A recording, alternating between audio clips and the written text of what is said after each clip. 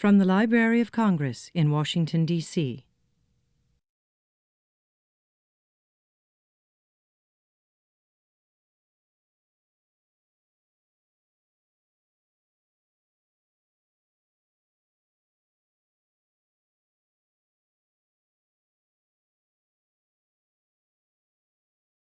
Good afternoon. First thing I would like to say is, would you please turn off your cell phones? And I say that actually, don't just silence them, turn them off, because there seems to be a little bit of feedback that we're picking up. And if you just turn them off and not just silence them, I think maybe we can hopefully control that, not have a problem. Okay, so I'm Susan Vita, the Chief of the Music Division. It's once again, my great pleasure to welcome you to another in the series of lectures that we co-sponsor with the American Musicological Society. These lectures feature members of the Society who have done research in the division's unique collection. It is our hope that the research presented in this lecture series will inspire others to investigate the riches of our collections and become possible speakers in the future. I would welcome all of you in the audience this afternoon, and I welcome those of you who will watch the webcast of this lecture on the Library of Congress website. 7 presentations from this important series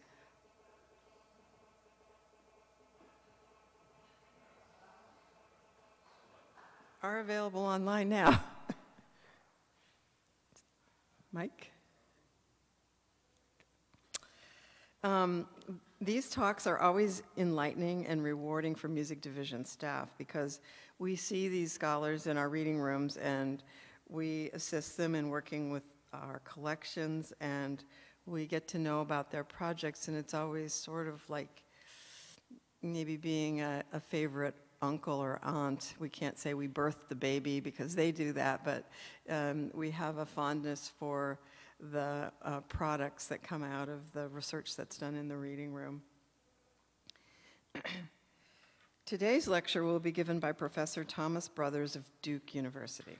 He has authored and edited several books on Louis Armstrong and will today offer us a sample of his research on the legendary jazz artist. The Music Division holds unique Armstrong materials in its collections, including copyright lead sheets, correspondence, and wonderful photography from William Gottlieb. Not to mention sound recordings and television broadcasts held in motion picture broadcasting and recorded sound division. Before we begin, however, I would like to introduce our friend, Professor Ann Walters Robertson, Claire Du Swift Distinguished Service Professor of Music at the University of Chicago and President of the American Musicological Society, who will offer greetings from the Society.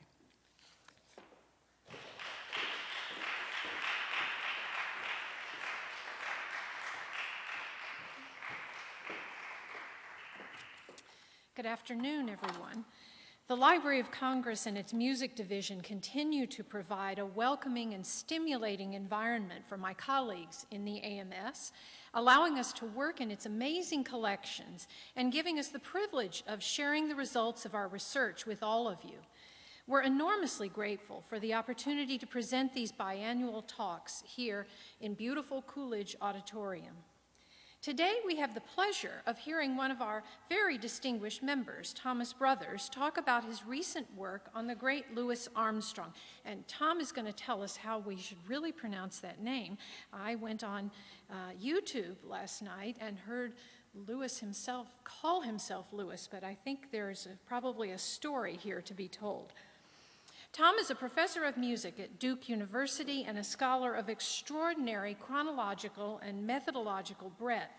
He writes and teaches on subjects ranging from jazz and African American music to late medieval music. His most recent book, entitled Louis Armstrong's New Orleans, published in 2006, has enjoyed wide critical acclaim and will soon reach an even broader audience in its new Chinese translation. He has also published Louis Armstrong in His Own Words, an edition of 19 documents authored by Armstrong himself. Professor Brothers is currently working on a book that traces Armstrong's career from 1922, the year that he arrived in Chicago, through the mid-30s. Tom has held numerous fellowships in support of his work on Armstrong and American popular music. He's been a Guggenheim Fellow, a Fellow at the National Humanities Center, where he studied music in New Orleans, and a Fellow at the John Hope Franklin Institute, where he examined issues of music and race. But the vernacular music of America is just one side of Brothers' engagement with song. In pursuit of his other area of outstanding research in 15th century European music, Professor Brothers was a fellow at the Villa Itati in Florence. His first book from 1997, Chromatic Beauty in the Late Medieval Chanson, published in 1997, studies the ways in which accidentals, what we now call sharps and flats, function in late medieval music, both at the level of detail and as an expressive tool. Professor Brothers has written many important articles on the song repertories of the 15th and 16th centuries, as well as on the structure of masses and motets of this period. He received his PhD in 1991 from the University of California at Berkeley, and I'll add here that his mentor, Richard Taruskin, is speaking at Chicago today, and when I dashed off an email to him to say, "Oh, I'm so sorry I won't be there to hear you speak, I'm going to hear Thomas Brothers speak at the Library of Congress," and he wrote back and said, "Oh, he's my doctor son, and you'll have a very good time. It'll be a wonderful lecture." So I know Richard would send his greetings as well. In his talk today, Professor Brothers will shine a light on Louis Armstrong's legacy as a composer of memorable and lasting tunes, letting us in on research he's done here in the Library of Congress. Please join me in welcoming Tom Brothers as he speaks to us on Louis Armstrong, the making of a great melodist.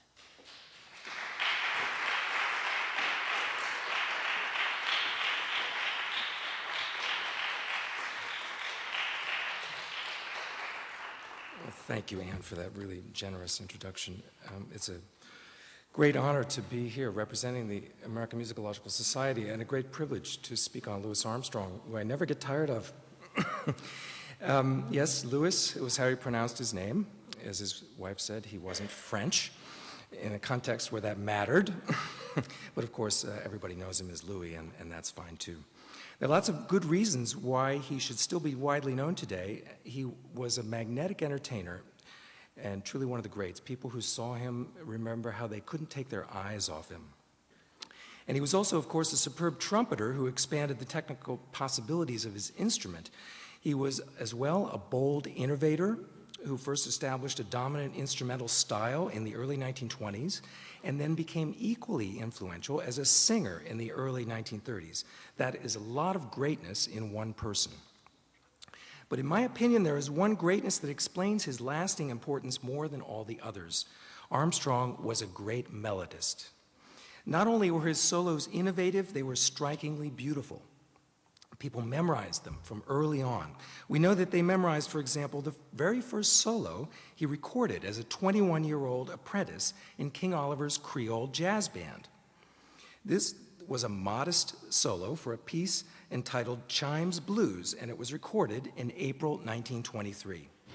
Here was his moment to shine on his very first recording session. The situation must have been unnerving. After the standard checks for balance, the studio engineers decided to move him away from the acoustic horn. His sound was simply too big, and he was drowning out Oliver. He looked dejected as he stood by himself in the corner of the room. I'm not making that up. Someone actually reports that he looked dejected standing. When his solo approached, he had to advance from his remote position up to the recording horn right in the middle of the performance. So here's the solo from Chimes Blues, 1923.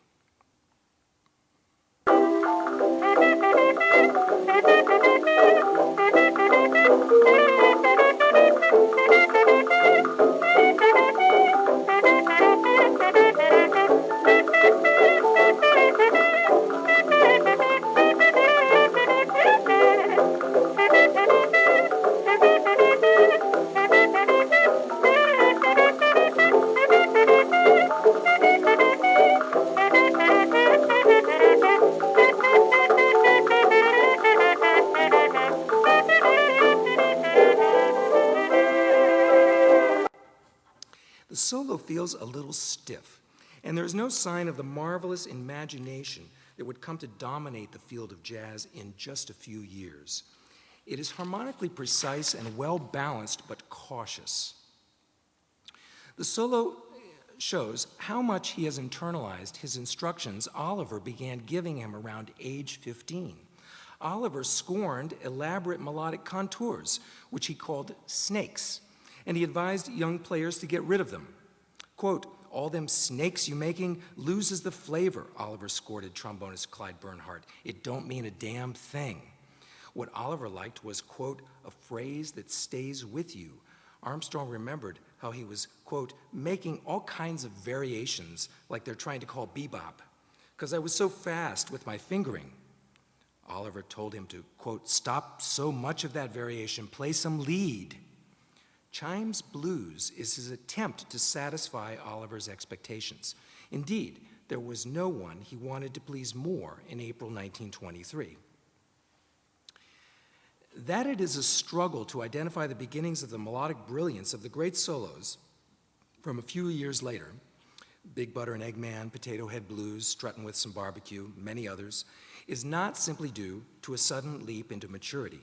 The bigger problem is that we are comparing apples and oranges. Armstrong was schooled in 4 different types of melody during his years in New Orleans, and I've listed them here. The solo for Chimes Blues is one musicians in his circle would have called a lead melody, while the more famous solos from a few years later would have been called hot solos. The two had different functions, different shapes, different economies, and different histories. So did the other 2 types, blues and paraphrase. These categories were not absolute, and the distinctions between them could be blurred. Nevertheless, they will prove useful for our understanding of his melodic accomplishments. It is obvious that he worked up his solo for Chimes Blues in advance, getting it just like he wanted in the time-honored New Orleans tradition. It is a composition, in other words. We are not used to his thinking of his solos in this way. His contemporary, George Gershwin, yes, Gershwin was a composer and also a great melodist, but Armstrong is usually thought of as a great improviser. That is a mistake. Armstrong crafted his solos over time, and ear-playing ensembles like King Oliver's Creole Jazz Band did the same thing with their arrangements. When we listen to Armstrong's great solos, we are hearing the work of a composer, not an improviser. As Armstrong explained, quote, "Always, once you've got a certain solo that fits in the tune, and that's it, you keep it. Who knows who's improvising?" Like vaudeville performers, he and his colleagues worked hard to improve their act until it was as good as it could be, and then they repeated it again and again. In the spring of 1923, musicians in Armstrong's circle were vigorously creating lead melodies, and not just for performances and recordings. They were keenly aware of the cash potential of writing out their tunes and sending them to Washington, D.C. for copyright. Oliver wrote to his friend Bunk Johnson back in New Orleans, quote, "Have you got any good blues? If so, send them to me, and I will make them bring some real money." They didn't make much money on recordings, but if a disc became popular and other musicians decided to record the piece, then the composer, that is, the holder of the copyright, might see a steady stream of royalties based on sales of the new recording, 2 cents per record. This was the chain of economic logic that drove a great deal of composing, recording, and notating in the early 1920s. Oliver, Armstrong, and their colleagues sent in dozens of lead sheets to the U.S. Patent Office. Today, they are housed in the Library of Congress. In April 1923, Armstrong sent in Weatherbird Rag, which he had composed during his downtime on the Mississippi riverboat jobs before moving to Chicago. This was notated for him by the band's classically trained pianist and Armstrong's future wife, Lillian Hardin, who was doing a lot of that kind of thing during this period for Armstrong, Oliver, and for herself.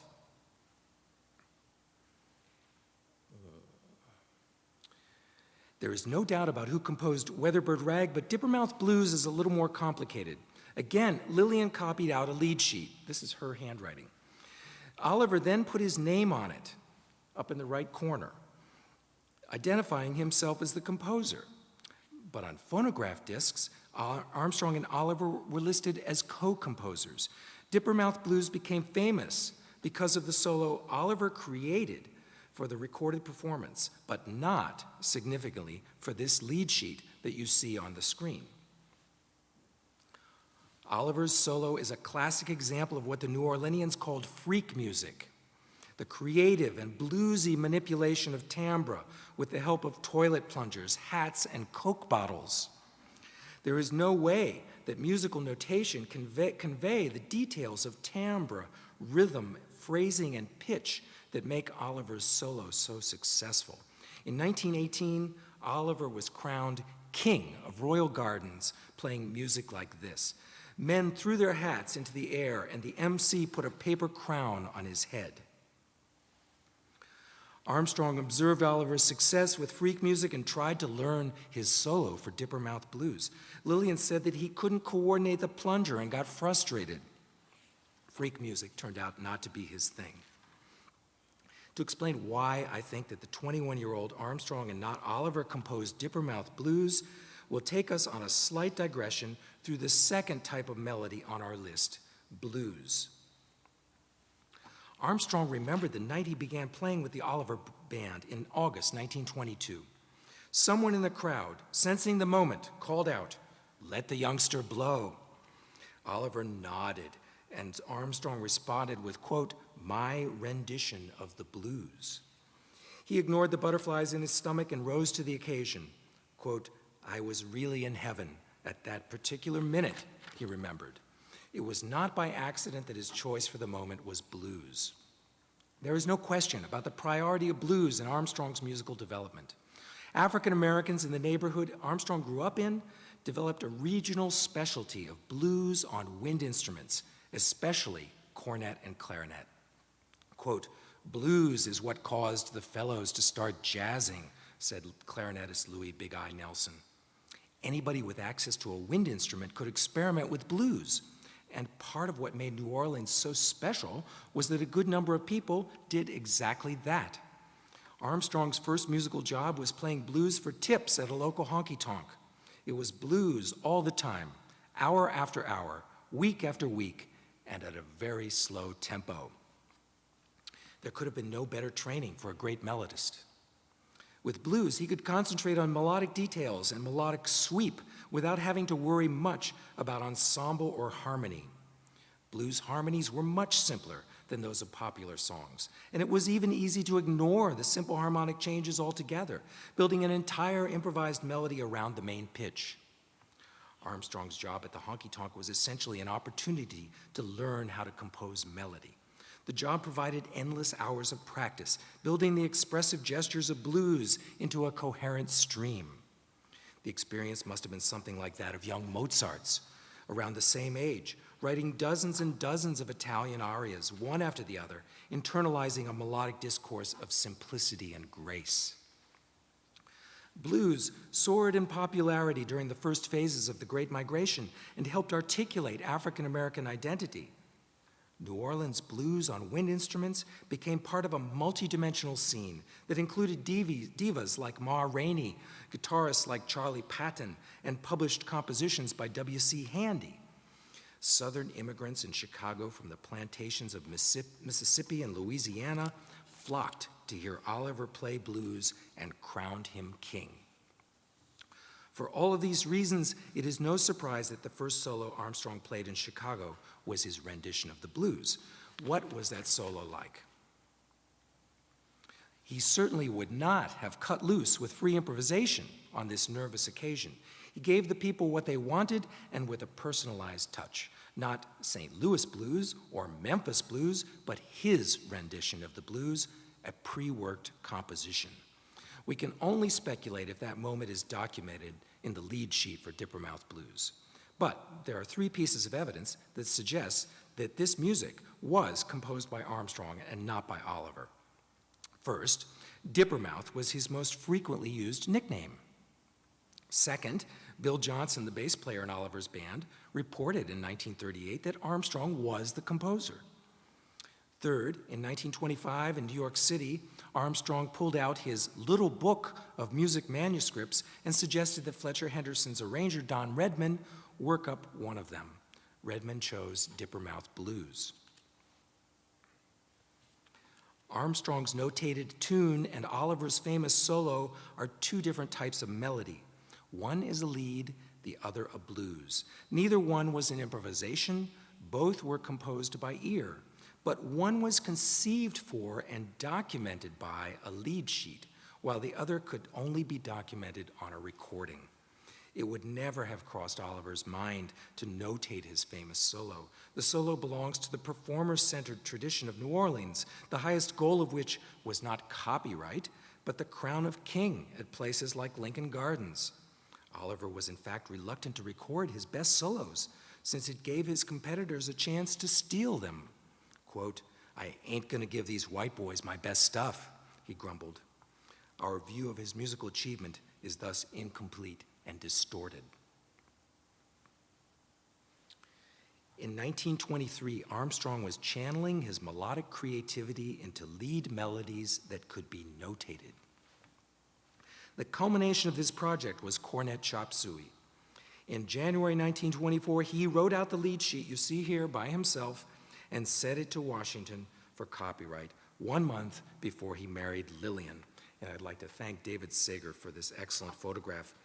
The previous April, Lillian had notated Weatherbird Rag for him, but now his confidence was building.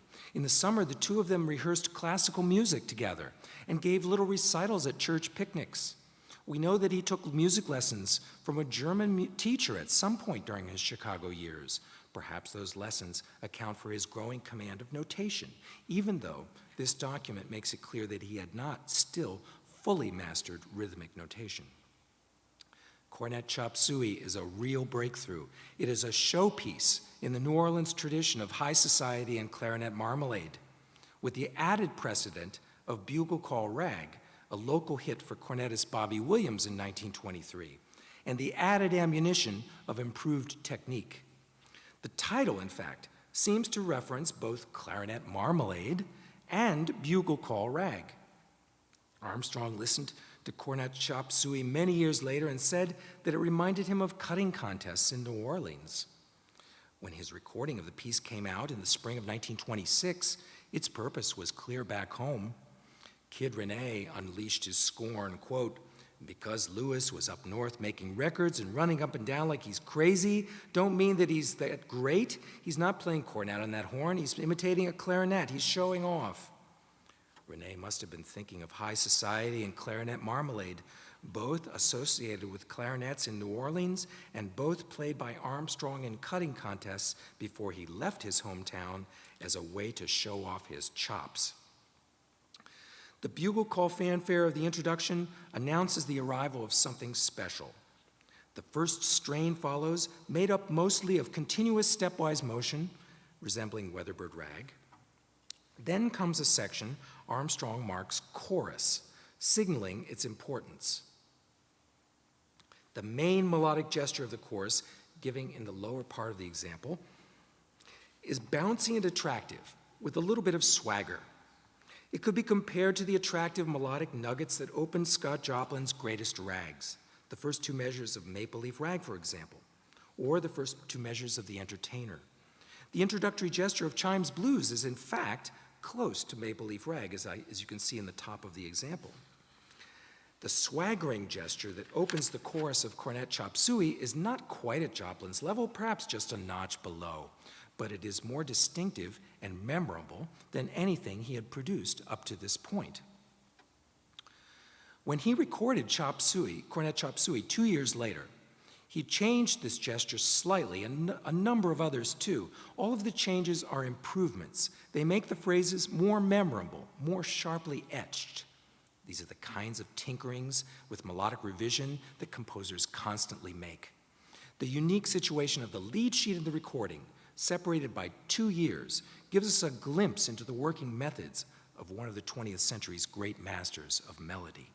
Here is most of the page from the 1926 recording, Cornet Chop Suey.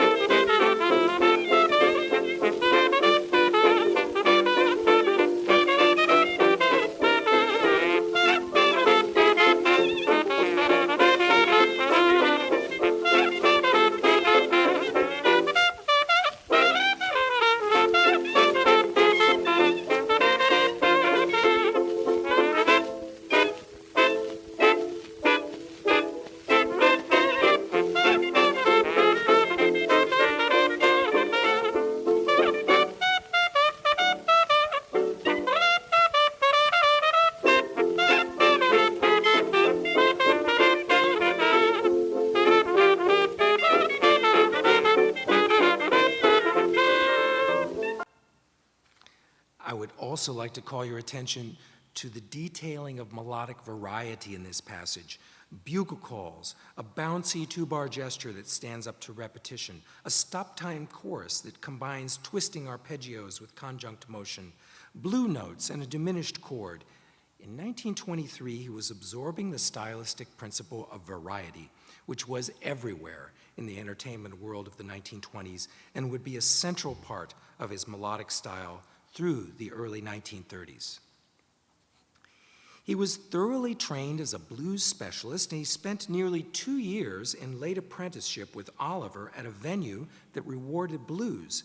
Yet his creative breakthrough went in a different direction. He was channeling his melodic creativity into writing, and Cornet Chop Suey was the result. Nothing important is left out of the written text. The primary cause of this situation was this: he was working in an environment where written transmission offered the possibility of far greater rewards than performance. The role of the written document in making a claim to copyright caused him to form his musical thought in terms of what can be inscribed.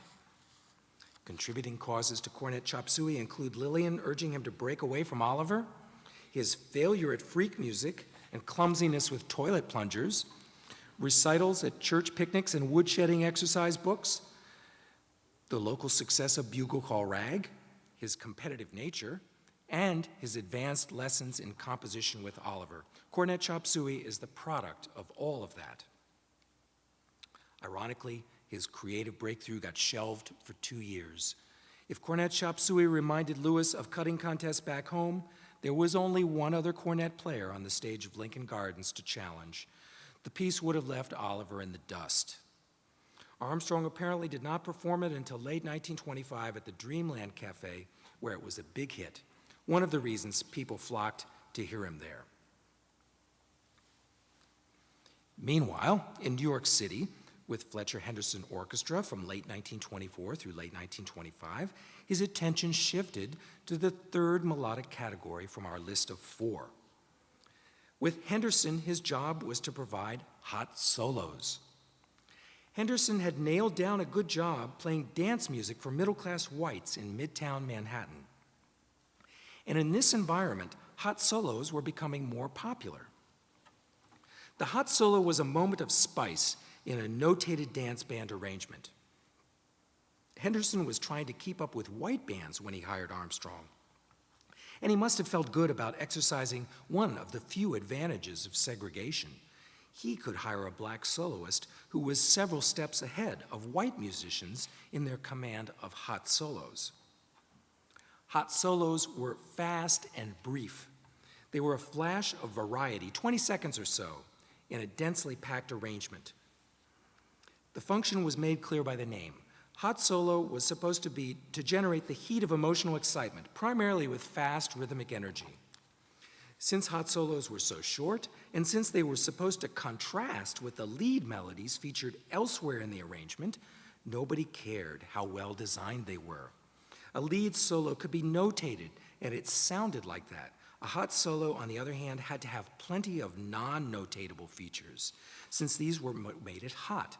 It had to sound like it was improvised, even if it wasn't. In other words, the hot solo was heavily marked as an African-American cultural production.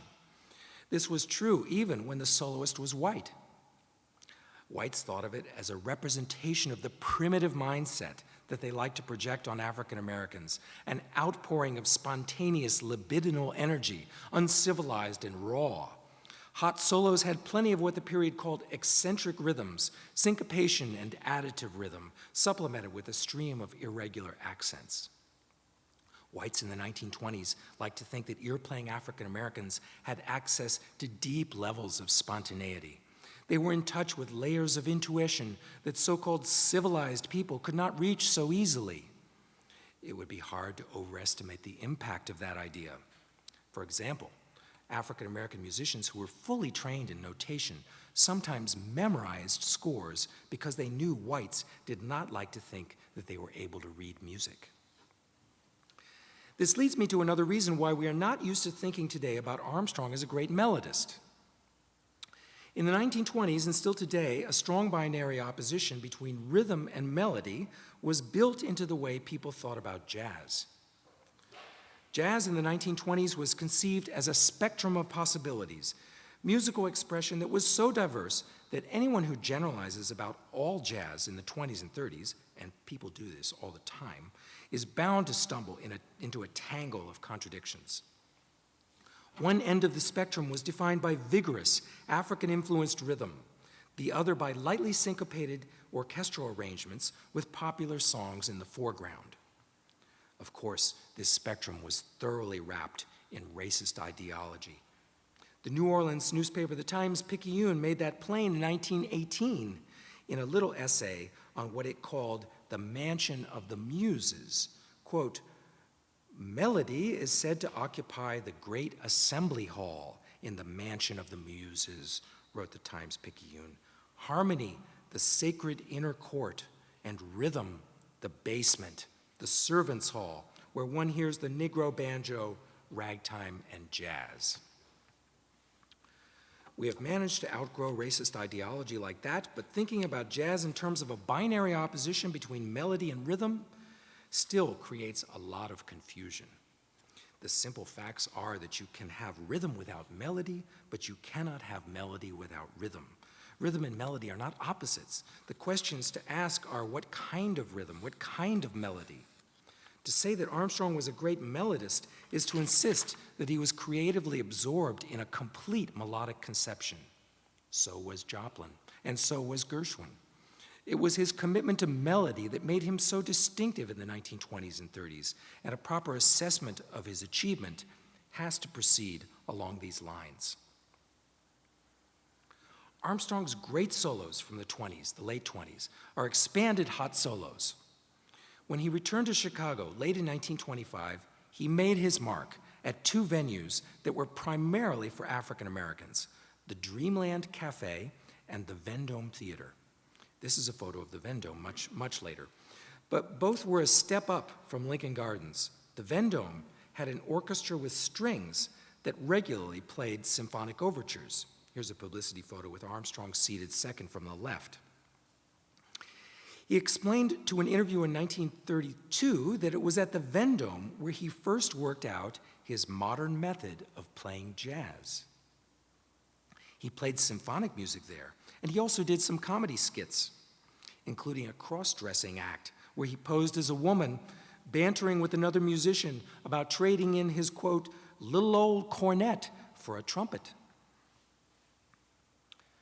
But what caused people to line up around the block to get in were his sophisticated hot solos, clearly marked as African American, but also sophisticated and complex, well-designed and ambitious. These were perfect for this place. The results are fully displayed in the November 1926 recording of Big Butter and Eggman. The solo is full of details that mark it as the product of the African American vernacular, especially eccentric rhythms. Armstrong has cast his melody according to a way of organizing music that I call the fixed and variable model. This model is ubiquitous in sub-Saharan Africa. Enslaved people brought it from there to the New World. The model works like this. One instrument or a group of instruments repeats a rhythmic figure that may be complex on the surface but is reducible to a simple duple pattern.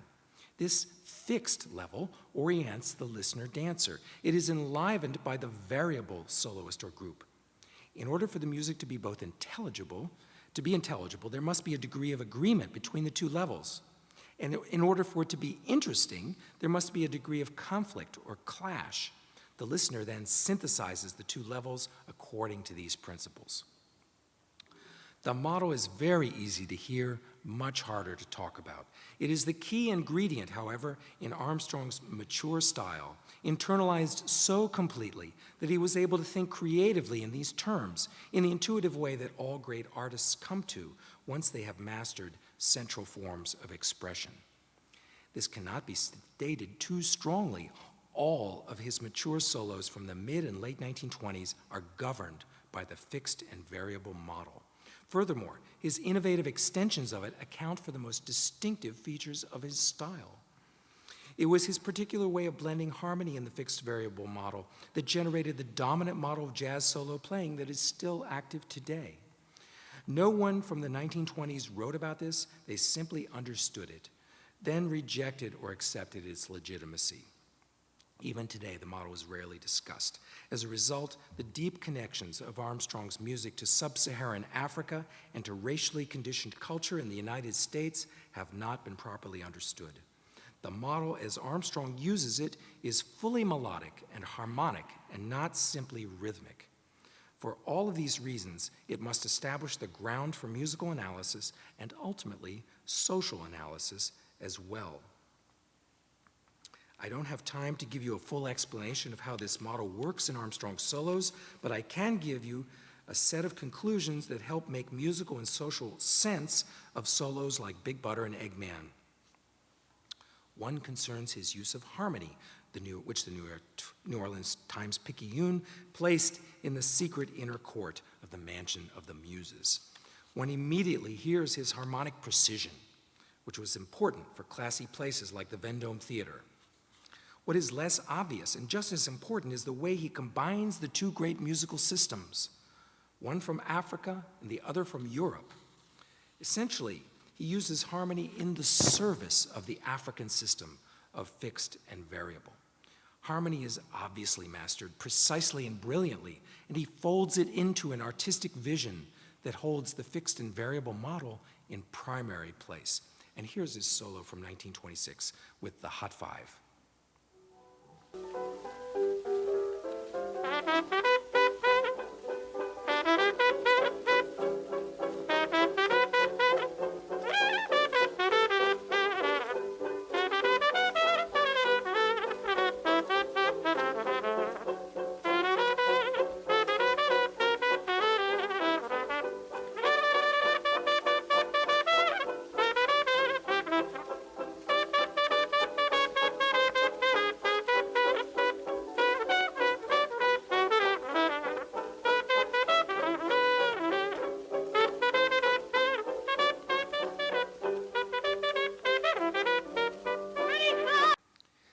By making the fixed and variable model so central, Armstrong intensified the audible presence of his African heritage.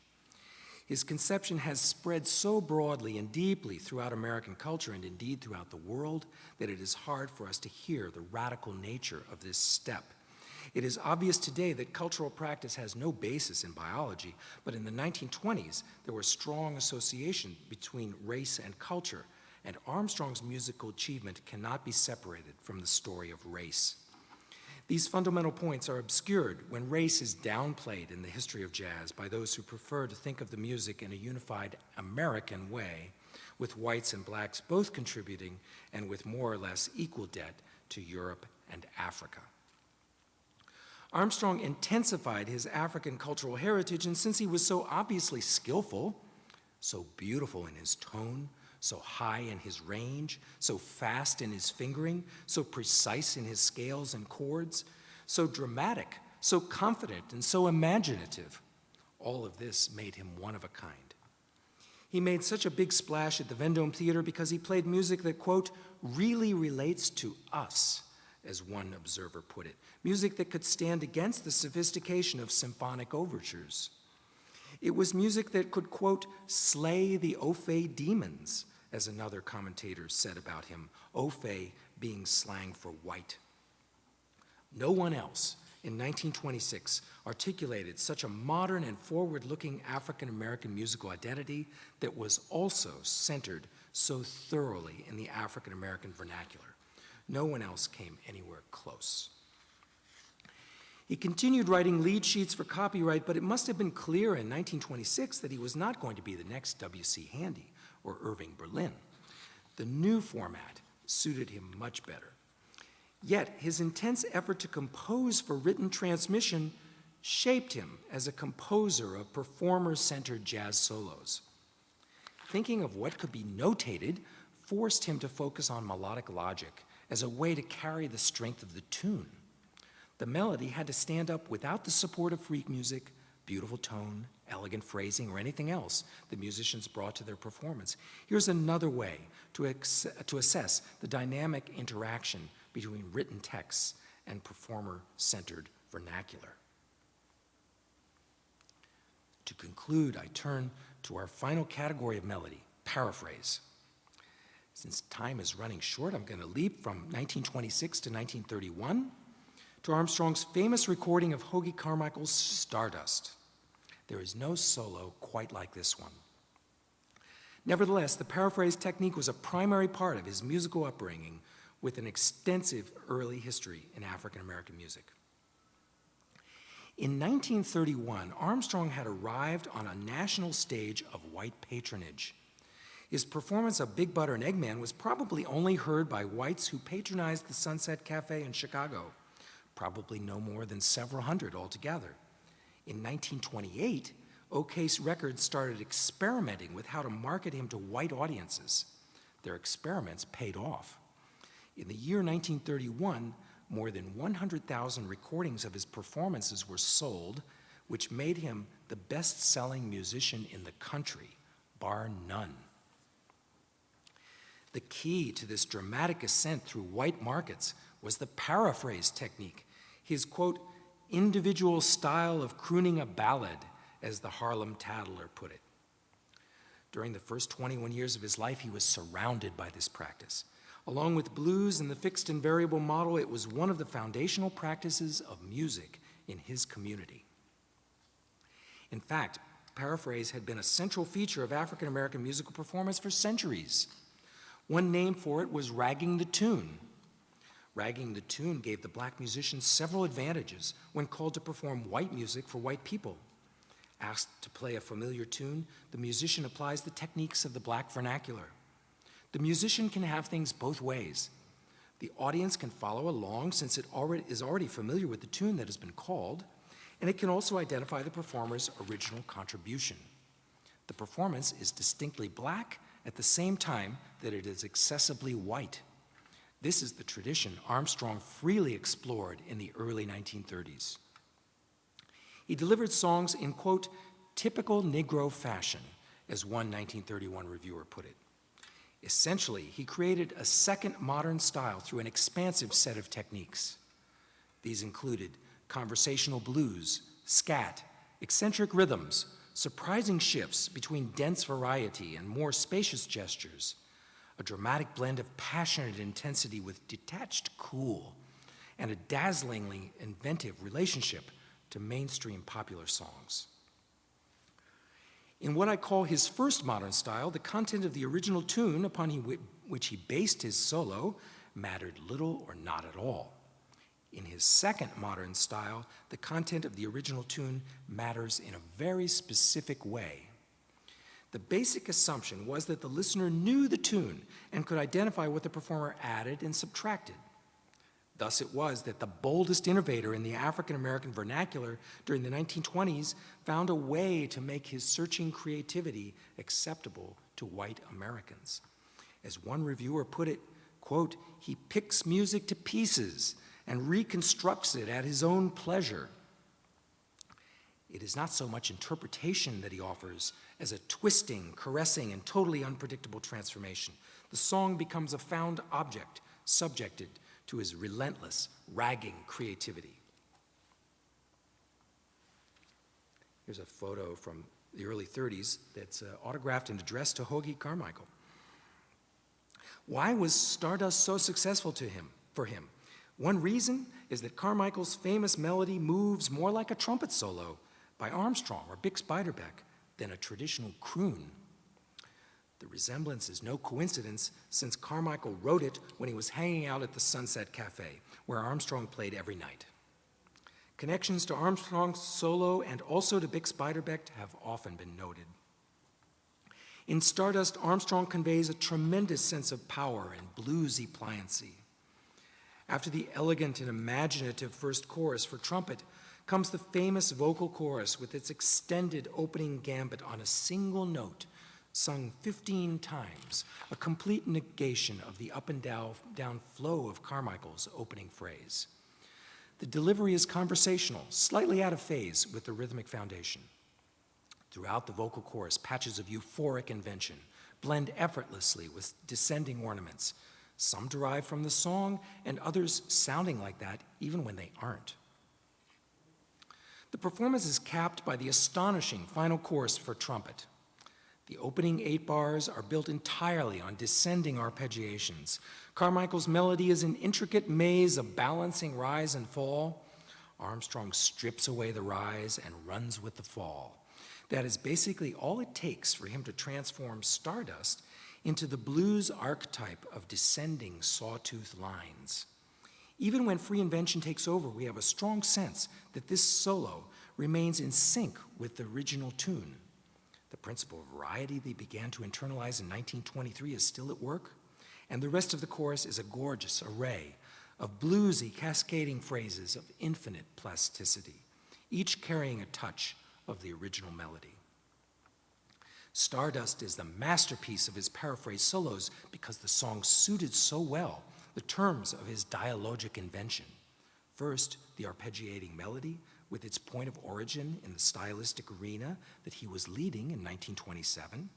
Second, the rich harmonic foundation, simplified slightly here so that it's just a touch more deliberate and less fanciful, serves him well.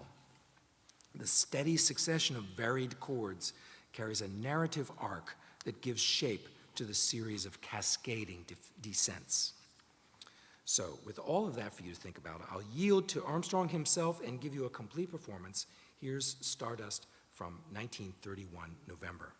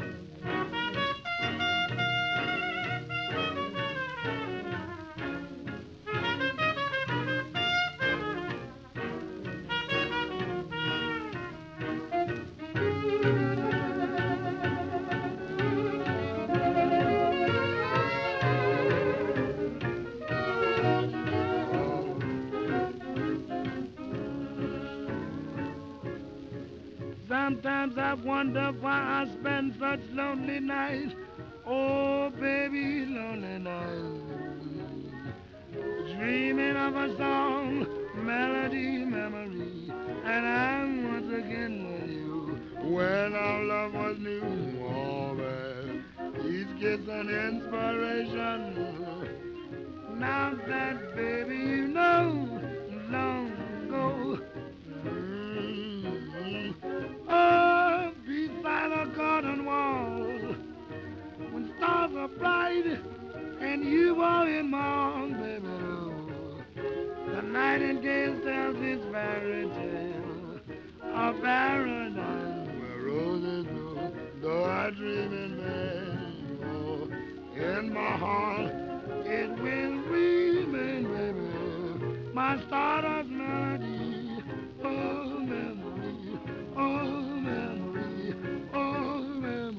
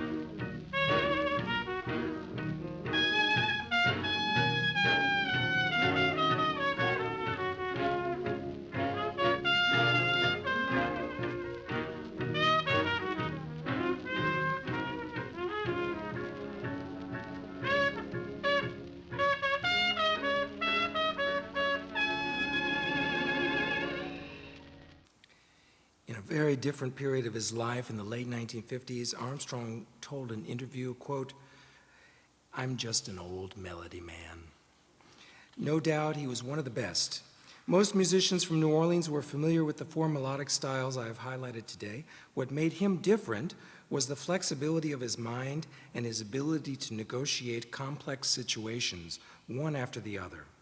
By this I mean complex musical situations, as he transferred the lessons gained from one style over to the others, and also complex social situations, as he adapted his musical creativity to varied economic and social circumstances.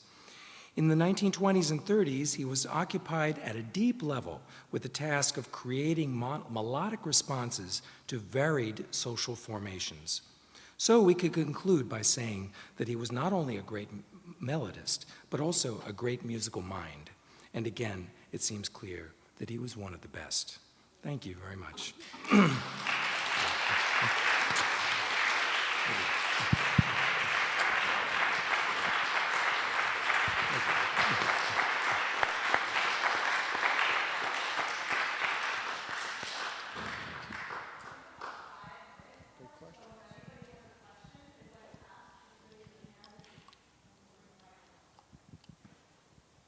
Yes. First of all, thank you very much. That was enlightening and entertaining.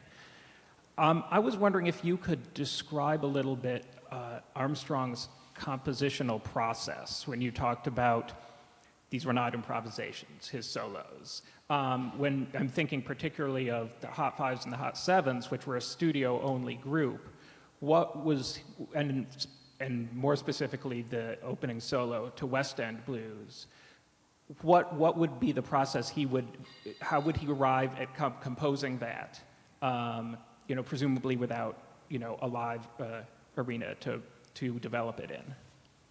Thank you. That's a great question. As Anne was saying in the beginning, I work on 15th century music too, and one of the great things about working on the 20th century music is you can actually find the answers to questions that you want to know. But in this case, we don't have any answers to that.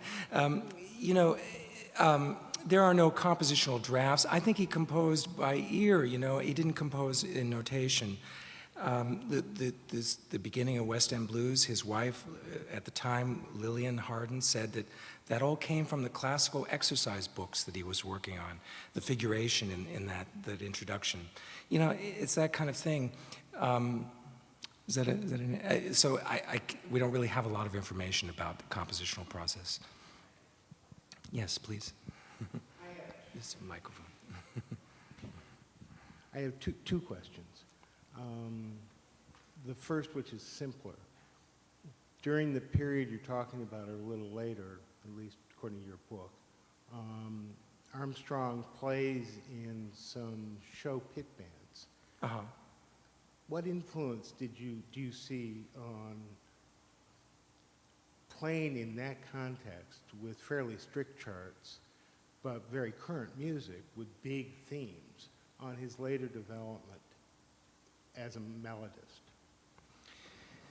Well, thank you. Yeah, the show Pit Bands, the most famous one was Aint Misbehavin in 1929, and that's his third trip to New York, and his first entrance into Broadway, and particularly all-colored shows on Broadway. Aint Misbehavin was part of a revue called Hot Chocolates, and it was all-colored revue, as they called it.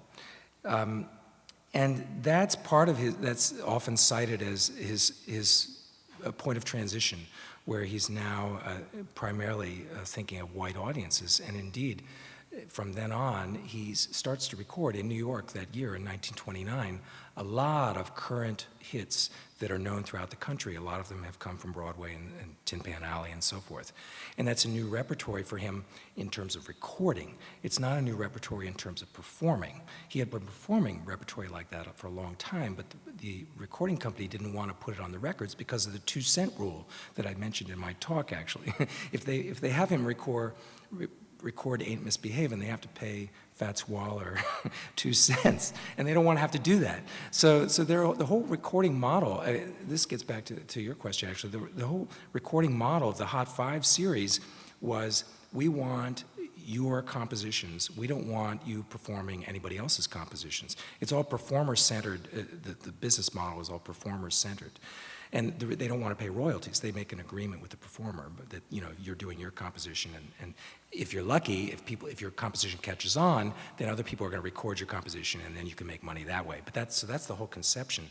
A lot of those Hot 5 pieces were, I'm back to your question now, a lot of those Hot 5 pieces were generated in the studio, it's true. I'm not trying to say he never improvised.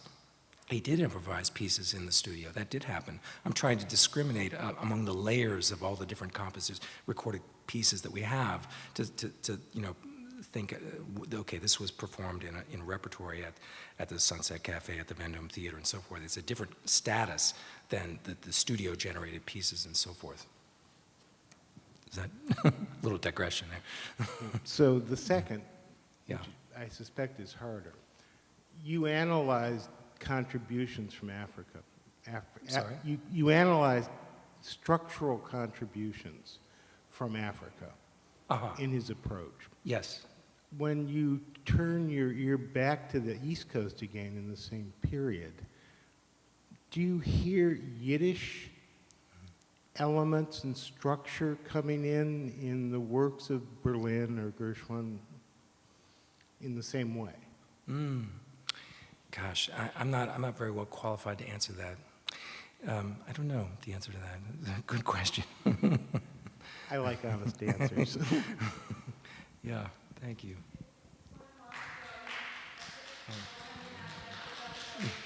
Thank you. Thank you. Thank you very much. This has been a presentation of the Library of Congress. Visit us at loc.gov.